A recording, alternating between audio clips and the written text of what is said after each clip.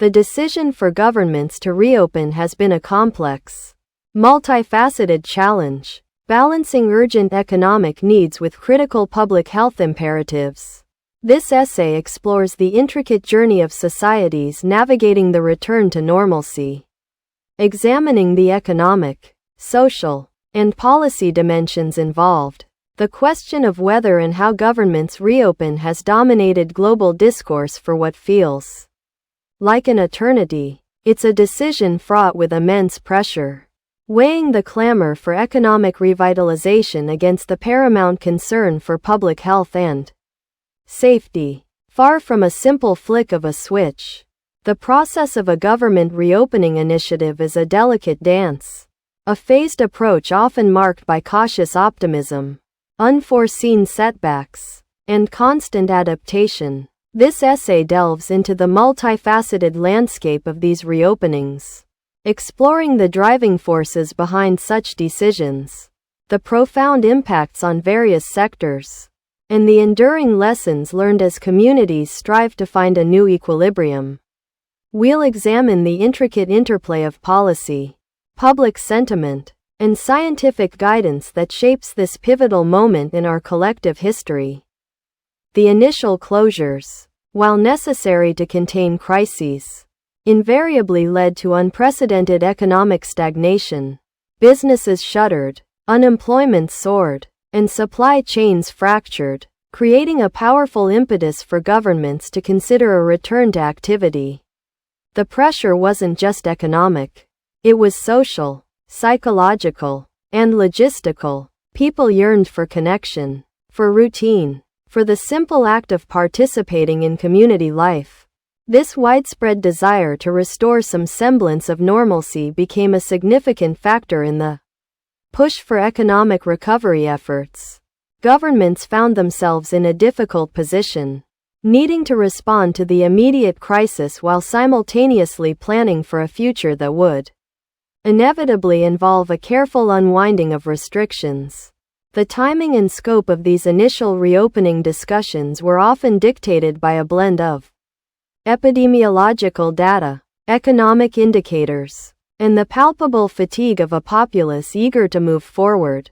Balancing act, economy versus health. The core dilemma facing every administration centered on the precarious balance between kickstarting economies and safeguarding citizens' well-being.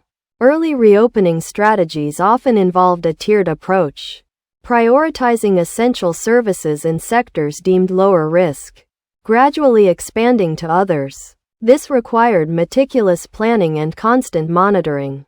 For businesses, reopening meant navigating a labyrinth of new regulations, from capacity limits and enhanced sanitation protocols to mandatory mask-wearing and social distancing guidelines. The success of these initial phases hinged not only on compliance but also on public confidence. If people didn't feel safe, even open businesses would struggle to attract customers, undermining the very purpose of the reopening. The challenge was to instill a sense of security while simultaneously fostering economic activity, a task that proved far more complex than simply lifting restrictions. A cornerstone of any successful reopening has been the robust implementation of public health considerations. This wasn't merely about preventing a resurgence of illness. It was about building a sustainable framework for continued operation in a changed world. Testing, tracing, and vaccination programs became critical tools in managing outbreaks and allowing for greater freedom of movement. Public health officials worked tirelessly to educate the public on best practices. From hand hygiene to understanding airborne transmission, the messaging had to be clear, consistent, and empathetic to foster widespread adherence.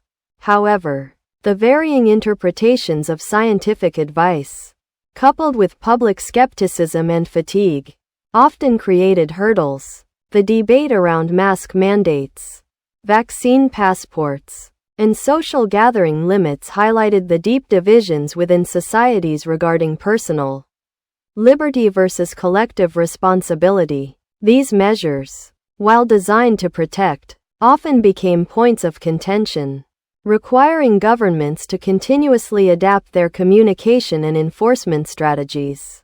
The social and psychological repercussions. Beyond the economic and health metrics, the act of societal reintegration carried profound social and psychological weight. For many, the return to workplaces, schools, and social gatherings was a source of relief and joy. For others, it brought anxiety, fear, and a sense of unease. The long periods of isolation had altered social norms, and readjusting to crowded spaces or close interactions proved challenging for some. Businesses faced the task of rebuilding team morale and fostering a sense of community among employees who might have grown accustomed to remote work.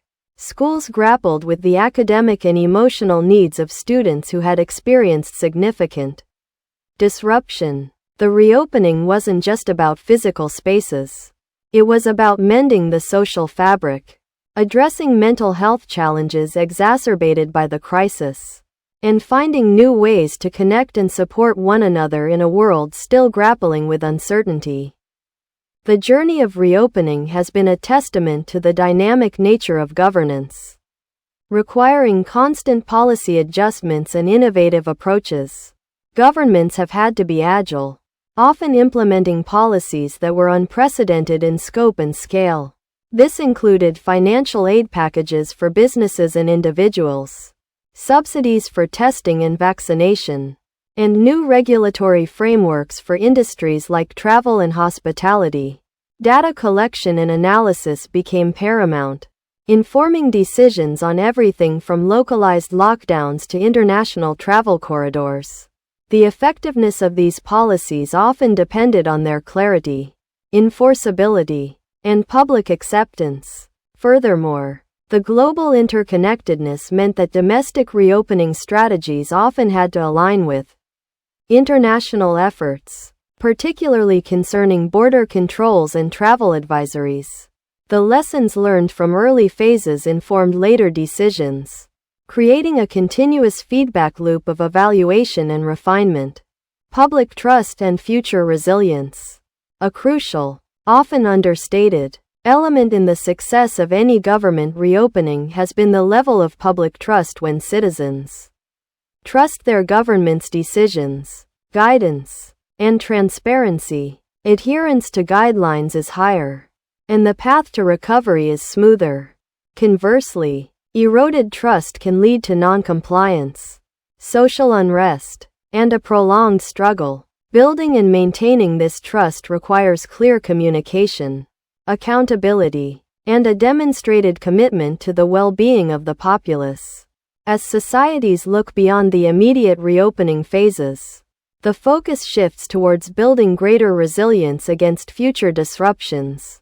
This involves strengthening public health infrastructure, diversifying supply chains, investing in digital transformation, and fostering community preparedness. The experience of reopening has highlighted the need for robust, adaptable systems that can withstand shocks and ensure continuity of essential services, even in the face of unforeseen challenges.